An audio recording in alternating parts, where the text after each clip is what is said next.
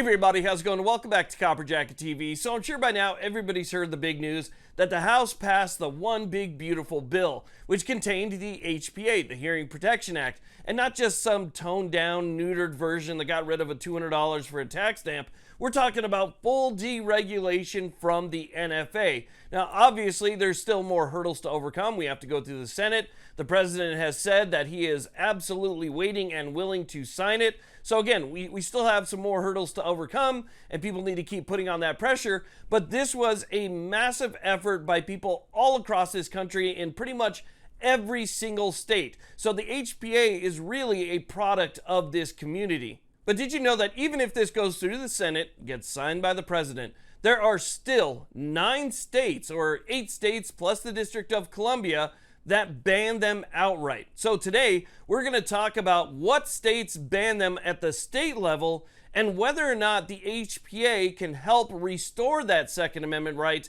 in those states. So let's go ahead and get to it. And also a big shout out to everybody from those states that bans them, that called and still continue to put pressure on the legislators, even though they knew that maybe not right away it wouldn't benefit them, right? We know that once the Hearing Protection Act actually gets signed, people in California still going to be banned. People in New York still going to get banned. But those people kept calling anyway. I saw people in their responses. It was absolutely incredible. So huge shout out to everybody who lives in a state that is highly regulated but decided to put in the work anyway. You guys are absolutely incredible. That is the best form of patriotism that I have seen in a long time. People who knew that they wouldn't benefit immediately, but still did the work anyway. Absolutely incredible. So let's get to it.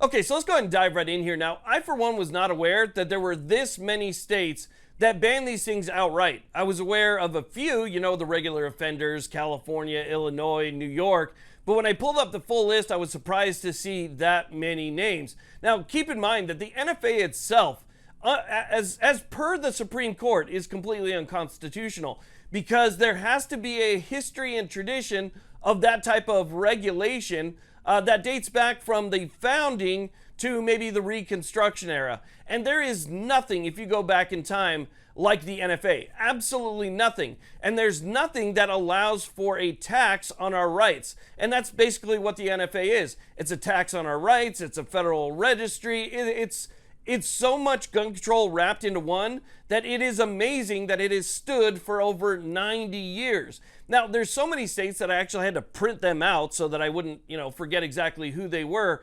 But these are the states where people actually called and put pressure on their legislators to make sure that the HPA got passed as part of the Big Beautiful Bill, that knew that they wouldn't see any immediate effects by it anyway. So again, some pretty big patriots here that were doing that. But I have the list right here. Okay, I don't know if you guys can see that. Here's the list. California, we all knew that one. Delaware, District of Columbia, Hawaii, Illinois, Massachusetts, New Jersey, New York, and Rhode Island, all of which have banned them on the state level.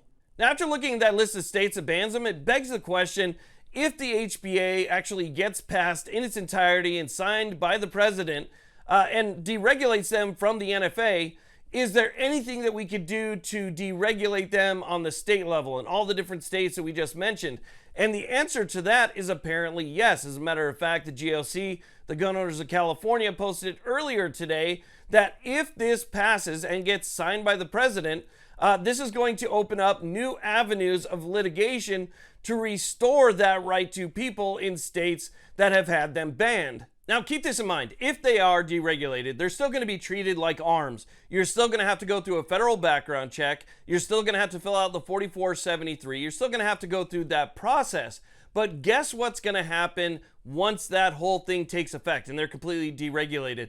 They are going to flood the markets in massive numbers, adding to the fact that they're already in common use for lawful purposes, but now they're going to be in even more common use for lawful purposes. You're going to have people that are going to be getting these things left and right. They are going to be everywhere. So it is very important that we notice that this is now going to be considered a class of arms. And the Supreme Court already said in Heller that if there is a class of arms that is in common use for lawful purposes, you cannot ban them. And then if we move forward to the Bruin decision, we have to look at the nation's history and tradition of firearms regulation to find some type of historical analog from the creation of the Second Amendment or the ratification of the Second Amendment in 1791 up until maybe the Reconstruction era in the 1860s. And you have to find some type of relevant historical analog that can back up the ban that the state or the federal government has today.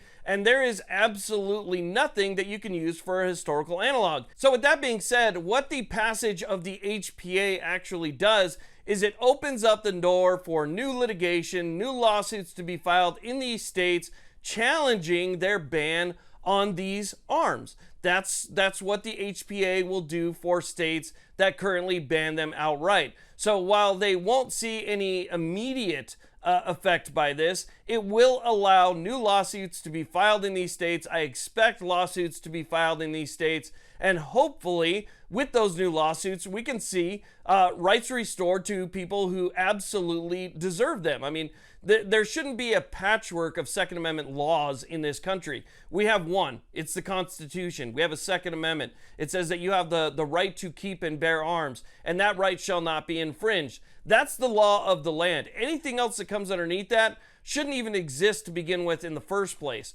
However, they do, and so we're trying to fight back against that in court. And the HPA gives us a little bit more roadway and a little bit more freedom to actually do that. So I expect groups like the FPC, the GOA, the GOC, the 2AF, NAGR, and all of these other groups to maybe follow suit if the HPA is actually passed and once it takes effect and once people actually start going through the process to get them and once they start flooding the market. I'm hoping that we will see these lawsuits start to get filed in all of these different states. Again, 8 different states plus the District of Columbia that are currently infringing on your right to keep and bear arms. So anyway, I wanted to make you aware of that. There's a lot of people that have that question because I know a lot of people from California, New York, and Illinois watch this channel, and they're like, hey, I've been calling. I've been talking to people. I've been pushing legislators to make sure that the HPA passes, but it sucks. I know it's not going to do anything for me. Well, it might not do anything for you now, but just keep up the fight. We're going to keep pushing for this,